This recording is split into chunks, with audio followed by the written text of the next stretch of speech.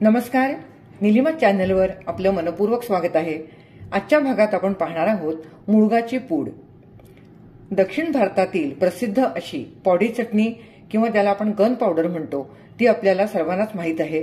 त्याच्याच थोडीशी जवळची, झटपट होणारी पण बहुउपयोगी अशी ही मुळगाची पूड। त्यासाठी लागणारे साहित्य पाहूया। एक बाउलभर इथे मी भाजकं डाळं घेतलेलं आहे। याला पंढरपुरी डाळं किंवा डाळवं असंही म्हणतात, जे आपण चिवड्यासाठी वापरतो। ते एक बाउल म्हणजे साधारण वजनी 100 ग्रॅम हे डाळं आहे। त्याच्या पावपट म्हणजे 25 ग्रॅम हे पांढरे तीळ घेतलेले आहेत। पॉलिशचे तीळ न घेता हे साधे तीळ घेतलेले आहेत। मिरच्या एक बाउल घेतलेल्या आहेत। ज्या मापाने हे डाळवं घेतलेलं आहे त्याच मापाने भरून या मिरच्या घेतलेल्या आहेत। कढीपत्त्याची पानं, चवीपुरतं मीठ आणि अगदी चिमूटभर हिंग। आता सर्व पदार्थ आपल्याला चांगले खमंग असे भाजून घ्यायचे आहेत। प्रथम मी डाळवं घेतलेलं आहे। डाळव्याच्या ऐवजी तुम्ही हरभऱ्याची डाळ पण घेऊ शकता। थोडासा रंग बदलेपर्यंत असं खमंग हे डाळं भाजून घेऊया। आता 3 ते 4 मिनिटं हे डाळवं भाजून झालेलं आहे। त्याचा असा खमंग असा एक छान सुगंध येतो आहे। चण्याची डाळ भाजायला थोडासा वेळ लागतो, पण डाळवं पटकन भाजून होतो। जर का तुम्ही चण्याची डाळ वापरली तर ती भाजताना त्याच्यामध्ये थोडंसं तेल घाला, 1-2 चमचे, आणि तेलावरती चण्याची डाळ भाजून घ्यायची आहे। डाळव्यासाठी तेलाची गरज नाहीये, पण तीळ भाजताना आपण थोडंसं तेल घालूया। आता हे डाळवं भाजून झालेलं आहे, मी काढून घेते। आता तीळ घालते आहे। तीळ थोडेसे भाजून होत आले की आपण अगदी अर्धा चमचा यामध्ये तेल घालूया। आधी थोडेसे असे कोरडेच भाजून घेऊया। 1-2 मिनिटं तीळ भाजून घेतले। तिळांचा रंग बदललेला आहे, थोडेसे टपोरे झालेले आहेत तीळ। त्याच्यामध्ये मी अर्धा चमचा तेल घालते आणि अजून पुढे 1 मिनिटं हे तीळ भाजून घेऊया।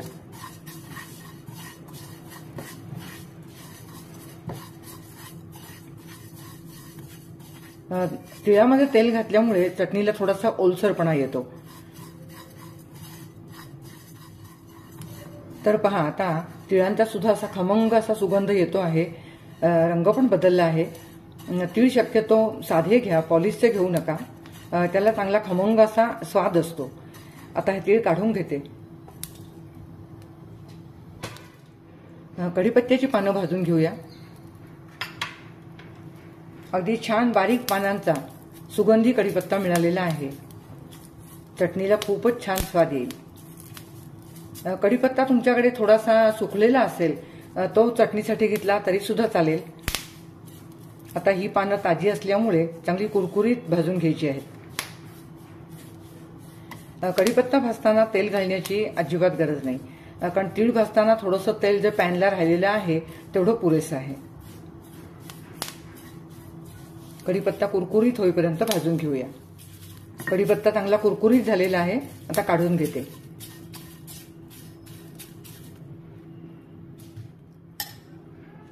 आता घेऊया सुक्या मिरच्या। देठ काढताना थोड्याशा जेवढ्या निघतील तेवढ्या बिया काढून घेतलेल्या आहेत।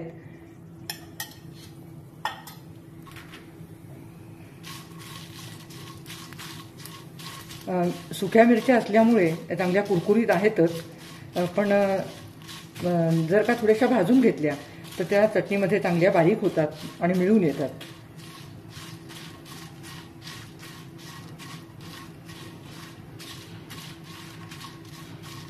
दोन ते 3 मिनिटं मिरच्या चांगल्या कुरकुरीत भाजून घेऊया। मिरच्या भाजण्यासाठी 3 ते 4 मिनिटं लागली। मिरच्यांचा पण रंग बदललेला आहे। या भाजताना मी अर्धा चमचा तेल घातलेलं आहे। आता मिरच्या भाजून झालेल्या आहेत, त्या थोड्याशा थंड झाल्या की चांगल्या कुरकुरीत होतील।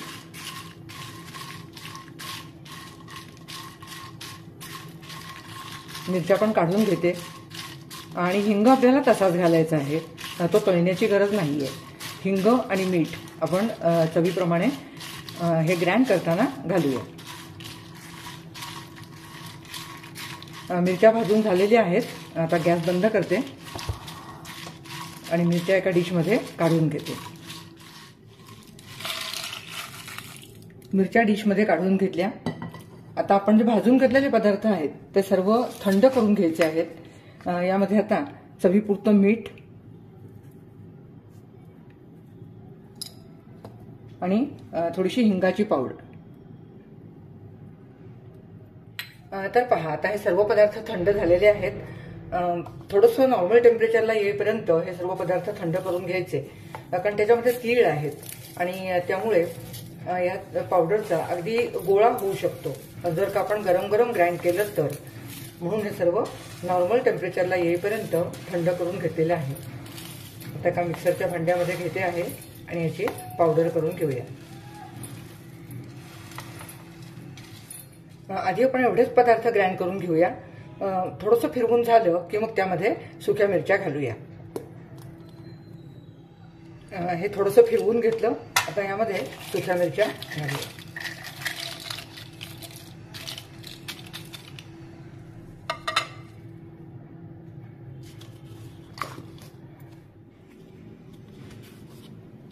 तर अशा प्रकारे आपली ही मुळग्याची पूड तयार आहे.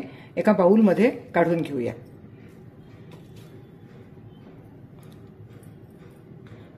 खूप छान रंग आलेला आहे. तिखट तुमच्या आवडीप्रमाणे.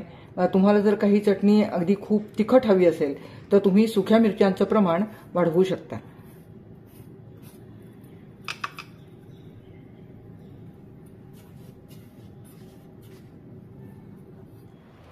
ही मुळगाची पूड एअरटाईट बरणीमध्ये जर का भरून ठेवली तर ती 1 ते 1.5 महिना अगदी व्यवस्थित राहू शकते. दररोजच्या जेवणामध्ये कधी पटकन जर का डाव्या बाजूला तोंडी लावणं हवं असेल तर ह्याच्यामध्ये दही कालवून त्यावर फोडणी देऊन ही चटणी तुम्ही घेऊ शकता. किंवा तेलात कालवून जरी भाकरी पोळीशी घ्यायची असेल तरी सुद्धा ती खूप छान चविष्ट लागते. नारळाची चटणी ज्या वेळेला करायची असेल त्यावेळेला ही मुळगाची पूड आपल्याला खूप उपयोगी पडते. आज मी तुम्हाला 1 वाटी नारळाची चटणी करून दाखवते. आपल्याला जेव्हा इडली किंवा डोसा करायचा असतो त्यावेळेला नारळाच्या चटणीमध्ये तुम्ही ही पूड अगदी अवश्य घाला. 1 वाटी मी खोबरं घेतलेलं आहे, ओलं खोबरं. त्यामध्ये मध्यम तिखट अशा ह्या 3 ते 4 मिरच्यांचे तुकडे घेतलेले आहेत. यामध्ये चवीप्रमाणे मीठ घालूया. आपण चटणीमध्ये मीठ घातलेलंच आहे, म्हणजे त्या मुळगाच्या पूडमध्ये आपण मीठ घातलेलंच आहे. थोडंसं पाणी घालते आहे.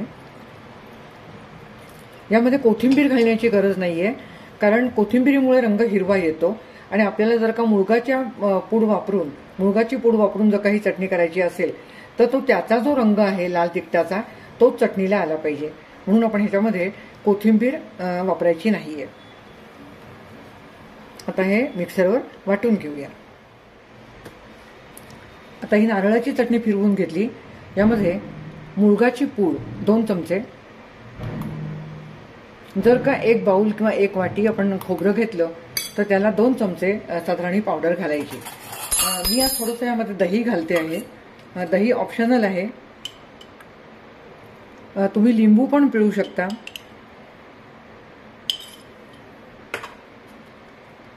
आणि आता पुन्हा एकदा ही चटणी फिरवून घेऊया. चटणी फिरवून घेतली. आता पहा किती छान रंग आलेला आहे. चटणी एका बाउलमध्ये काढून घेते. ही चटणी थोडीशी पातळसरच ठेवायची, म्हणजे ती इडली बरोबर किंवा डोशाबरोबर लावून खायला अगदी सोयीस्कर जाते. आता यावर आपल्याला द्यायची आहे मस्तपैकी फोडणी. फोडणीसाठी 2 चमचे तेल घालूया.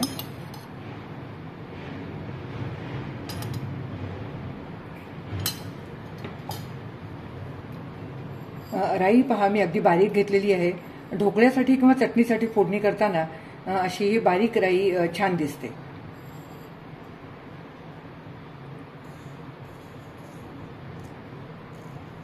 ही राई मात्र पटकन जळते, तेव्हा फोडणी अगदी काळजीपूर्वक करावी लागते.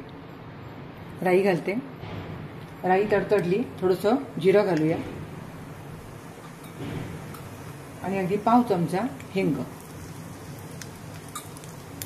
आपली फोडणी तयार आहे. गॅस बंद करते. आता या फोडणीमध्ये अगदी 2-3 पानं मी कढीपत्त्याची घातलेली आहेत, कारण मुगाची पावडर करताना आपण कढीपत्ता वापरलेला आहे. त्यामुळे ह्या फोडणीमध्ये जरी नाही घातला कढीपत्ता तरी सुद्धा चालेल. फोडणी गरम ओतली तरी चालेल किंवा थोडीशी थंड करून घेतली आणि नंतर जरी चटणीवर ओतली तरी सुद्धा चालू शकतं. तर अशा प्रकारे मुळगाची पावडर वापरून आपण ही नारळाची चटणी केलेली आहे. इडली बरोबर, डोशाबरोबर किंवा साध्या तांदूळाच्या घावनाबरोबर किंवा आपण जे एरवी कसलेही घावन करतो, ज्वारीचे घावन करतो, तांदूळाच्या पिठाचे घावन करतो, कधी आपण टोमॅटो ऑमलेट करतो, या सर्वांबरोबरच ही चटणी खूपच उत्कृष्ट लागते. तर ही मुळगाची पूड आणि ती वापरून केलेली नारळाची चटणी, तुम्हाला हे पदार्थ कसे वाटले मला जरूर कमेंट बॉक्समध्ये कळवा. अशी चटणी तुम्ही पण करून पहा. याच्यामध्ये आपण कांदा किंवा लसूण हे काहीच वापरलेलं नाहीये. आता चातुर्मास सुरू होणार आहे, त्यावेळी तुम्हाला ही अशी चटणी अगदी नक्कीच उपयोगी पडेल. तर नक्की करून पहा. आणि ही रेसिपी जर का तुम्हाला आवडली असेल तर लाईक करा. ही रेसिपी आपल्या मित्रमैत्रिणींसोबत, नातेवाईकांसोबत शेअर करा. अजून जर का तुम्ही माझ्या चॅनलला सबस्क्राईब केलं नसेल तर जरूर सबस्क्राईब करा. पुन्हा भेटूया अशाच एका चवदार तोंडलिवण्यासह. धन्यवाद.